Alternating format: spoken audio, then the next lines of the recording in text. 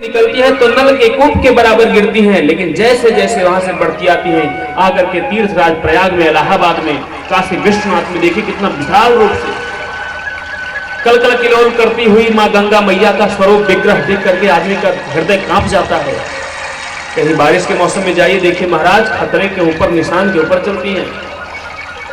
सरजू मैया खतरे के ऊपर चलती है 4-4, 5-5 फीट और हृदय कांप जाता है। ऐसे गंगा मैया का निवेदन करके जब भागीरथी शिव जी की जटा से, जटा माने भाल, माताओं का केस होता है, पुरुष का बाल होता है और देवता और भगवान का भाल होता है। शंकर जी का वो भाल है, एक बाल, और एक बाल वहां से निकाले, वहां से गंगा मैया का प्रादुर्भाव हुआ। एक जन्नू ऋषि हैं, जन्नू ऋषि जी महाराज तपस्या कर रहे थे। ऋषि महात्मा का आश्रम होता है घासपुर छप्पर का, और गंगा मैया आई और जन्नू ऋषि का तपस्या कर रहे हैं, मुनि का, सब छप्पर पर बहा के लेके चली गई। और मारे क्रोध के वो देखे, अरे कौन गंगे, गंगे हो तुम, तुम्हें इतना नहीं तमीज है कि मैं तपस्या कर रहा हूं और मेरा सब आश्रम लेकर के बहा के चली गई, व्यवधान डाल दी हो। एक आचमन गंगा मैया को किए और पूरी गंगा पी गए, एक आचमन में। ऐसे दिव्य दिव्य महात्मा सब हुए हैं। झारखंड में एक महात्मा अभी भी हैं, 183 वर्ष के हो गए, केवल वायु पी के रहते हैं। कोई बड़ी आशा की बात नहीं है। 1000-2000 लगाइए और जाइए, साथ परिवार से दर्शन करके चले आइए। ऐसी शक्ति है।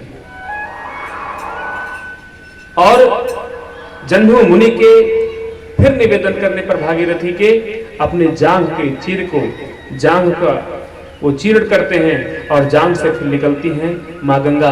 उन्हीं से उनका नाम पड़ता है जाह्नवी। जाह्नवी ऋषि हैं और उनकी पुत्री मानी गई है मां गंगा। इसलिए कहते हैं महाराज, किसी को अभिमान नहीं करना चाहिए। और संत महात्मा के पास जाएं तो केवल अपने रोग रोगादि की बात, पुत्र कैसे जन्म लेगा, बिजनेस चलेगा कि नहीं, ना, एक गलत बात नहीं। हमें भगवान की प्राप्ति कैसे होगी, भगवान के चरणों में मेरी शरणागति कैसे होगी, ये आप पूछिएगा संत महात्मा, तब जाकर के आपसे प्रश्न हो जाएगा। और कहते हैं कि सारा जल अगस्त मुनि पान कर गए। इंद्र जी महाराज जी आए और 10 श्लोक में निवेदन किए भगवान श्री कृष्ण का। उस समय इंद्र जी के जल से सभी ग्वाल बाल बहने वाले थे। तब अपने भक्तों के लिए भगवान श्री कृष्ण ने गोवर्धन लीला किया। गोवर्धन भगवान को धारण कर लिया। गोवर्धन भगवान पर्वत है, पहाड़, उनको श्री एक नख पर अपने कनिष्ठ का उंगली पर धारण कर लिए। सभी गोपवास हैं, कहते हैं गोपाल, अरे कन्हैया, तेरे अंदर इतनी शक्ति कहां से आ गई? भगवान श्री कृष्ण कहते हैं, कछु माखन के बल बढ़ो, कछु गोपिन करे सहाय, श्री राधा जो के कृपा से मैंने गिरवर लियो उठा। अरे कछु माखन के बल बढ़ो, कछु गोपिन करे सहाय। कुछ तो माखन खाने से मेरा बल बढ़ गया, तो चोरी से मैं खाता था, और कुछ गोपियां सहायता कर दी मेरी, और गोपी तुम भी हो।